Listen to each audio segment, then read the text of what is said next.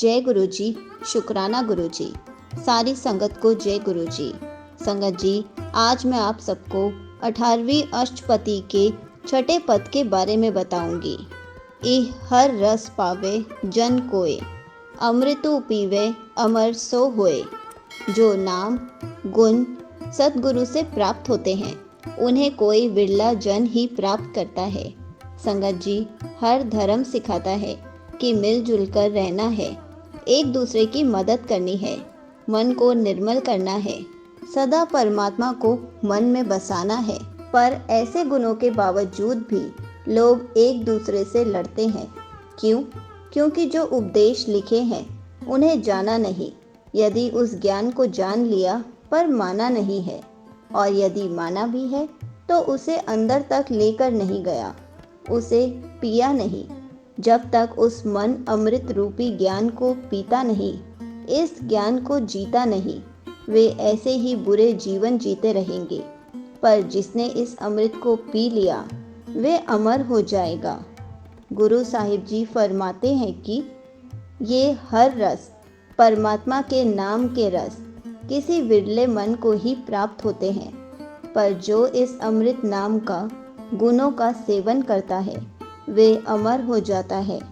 फिर वे इन विकारों में नहीं फंसता, फिर वे सदा के लिए एक का हो जाता है, उस एक का हो जाता है। उस पूरक का ना ही कदे विनाश, जाके मन प्रगटे गुणतास। और उस पूरक का, उस मन का जिसने परमात्मा के नाम रस का अमृत पिया, वे कभी विनाश नहीं होता। जैसे परमात्मा का नाश नहीं होता, ऐसे ही जो उसके साथ जुड़ जाए वे भी अमर हो जाता है। वे बार बार जन्मता मरता नहीं, वे विकारों में नहीं फंसता, वे अमर हो जाता है। और ये सब उनके मन में होता है जिसके मन में भगवान के नाम का प्रकाश हो जाए, जो गुणों का खजाना प्रभु है, जो उसे मन में बसा लेता है, जिसके हृदय में गुणों का भंडार प्रकट हो जाता है, वे अमर हो जाता है। और याद रखें कि ये भंडार, ये खजाने कहाँ से मिलते हैं? सतगुरु से। 8 पहर हर का नाम ले, सच उपदेश सेवक कऊ दे। वे सतगुरु खुद ही सतपुरुष से जुड़ा है और अपने सेवक को भी जोड़ कर रखता है। गुरु साहिब जी फरमाते हैं कि सतगुरु 8 पहर भाव हर वक्त ही हर का नाम लेता है और अपने सेवक को भी यही सच्चा उपदेश प्रदान करता है। भाव सिख को भी यही उपदेश देता है कि तुम भी 8 पहर भाव हर पल भगवान के साथ जुड़े रहो, उसके ही गुणों को जियो और जीवन का मनोरथ पूरा करो। संगत जी, 8 पहर जुड़ने से क्या प्राप्त होता है? मोह माया के संग ना लेप, मन मह राखे हर हर एक। जिसका मन हर वक्त भाव 8 पहर परमात्मा के साथ जुड़ा रहता है वे सुखी हो जाता है, वे विकारों की आग से बच जाता है, वे माया के जाल में नहीं फंसता।